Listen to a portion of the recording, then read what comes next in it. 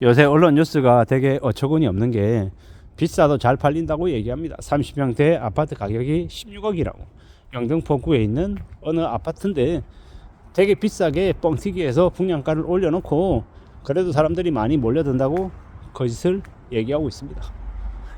영등포구에 30평대 아파트가 16억이다 라고 얘기합니다. 저기 강남구에 저기 뭐 개포신 도시든 아니면 다른 어딘가에든 뭐 15억이다 16억이다 라고 얘기할 때 정말 비싸다 너무 과도하다 라고 생각했는데 이제는 뭐 강북 쪽에서도 30평대 15, 16억을 얘기할 정도니 대려 이제 사람들이 그냥 무뎌지는 것 같습니다. 근데 무뎌지든 어떻든 간에 14억, 15억, 16억은 말도 안 되는 가격인 건 분명하다라는 겁니다. 그 가격에 분양받을 수 있는 사람이 몇 없다라는 겁니다. 그렇게 비싸게 해놓고 나중에 할인 분양 한 20% 할인하고 16억짜리를 한 13억 해준다고 얘기하고 아니면 또 30% 할인해가지고 16억짜리를 뭐 11억에 분양한다 싸다 이렇게 얘기하고 떠넘기려고 하는 수작인가 라는 생각도 해봅니다. 요새는 뭐 새 자동차도 되게 비싸다 그리고 새 아파트도 덩달아 비싸다라고 얘기하는데 콘크리트 건물이 가격이 너무 세죠. 그런 것들을 보면 좀 의아합니다. 정말로 저렇게 해서 얼마나 많은 사람들이 이제 살려나 라는 의구심도 좀 들기도 하고 저렇게 자꾸 무리하게 해놓으면 그로 인한 그것 때문에 정말 이제 거래가 안 될 텐데 너무 과도하게 올려놓은 건 아닌가 라는 의심도 좀 들죠. 결국은 저로 인한 충격은 누가 이제 다 뒤집어 쓰겠습니까? 보통의 사람들 실수요자가 이제 그로 인한 이제 충격을 다 뒤집을까 우려스러운 거죠.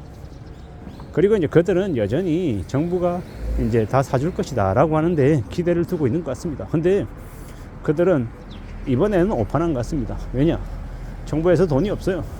사주고 싶어도 충분히 사줄 만한 여력이 없기 때문에 아마 말도 안 되는 가격으로 그냥 그네들은 할인 분양해야 될 겁니다. 그러지 않으면 헤어날 수 있는 방법이 없을 거다라고 봅니다. 우리가 1997년 IMF 때는 기업의 부채는 심각했지만 가게도 건전했고 정부도 건전했습니다. 그리고 리만 때만 해도 그래도 정부의 재정 여력도 어느 정도 있었고 가게도 어느 정도 여력이 있었습니다. 지금은요 가게와 기업과 정부가 모두 다 여력이 없죠. 다 빡빡합니다. 누가 누구를 도와주고 할 상황이 못 된다라는 겁니다.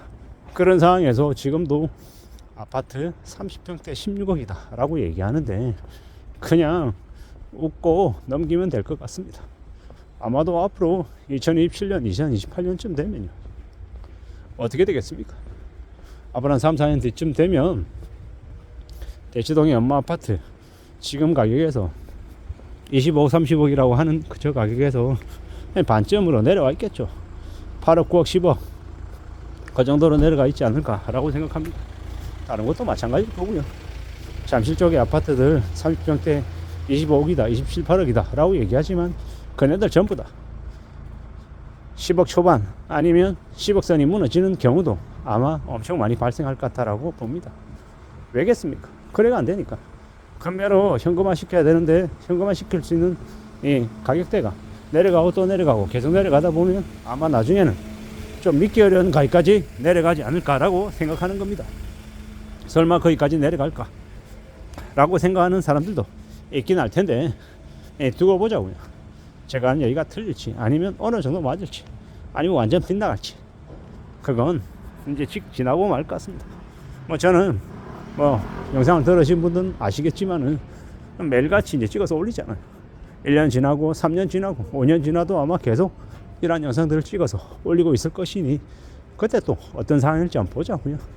그때 상황 확인하고 또 따져보고 하면 그때 상황이 어떨지는 이제 파악할 수 있을 것 같습니다. 요새는 언론 뉴스들을 매일같이 쭉 이렇게 보지만 별로 이제 얘기할 만한 주제로 삼을 게 잘 없어요. 왜냐? 부동산은 전부 뭐 내려간다는 얘기 아니면 내년에 집값 안 좋아진다는 얘기와 아니면 뭐 대형평수 부족하니까는 엄청 가격이 올라갈 거라는 얘기 오른다는 얘기 내린다는 얘기 두 가지밖에 없어요. 뭐 부동산이 뭐 그렇지 않냐라고 얘기할 수 있겠지만 너무 좀 지루하고 지겹고 뭐 재미없다라는 거죠. 이게 뭔가 싶기도 하고 앞으로 지켜보면 알겠죠. 두고 봐야겠죠. 어떤 상황으로 흘러가게 될지는 이제 지켜보면 알게 될 것 같습니다. 확실한 건 무리하게 욕심부려서 뭔가를 결정하는 것만큼 안 좋은 게 없다라는 겁니다. 16억이다. 뭐 감당할 수 있고 그게 원하는 가격이다라고 하면 충분히 그렇게 살만하다라고 판단하고 여력이 된다라고 하면 나쁘지 않을 수 있습니다.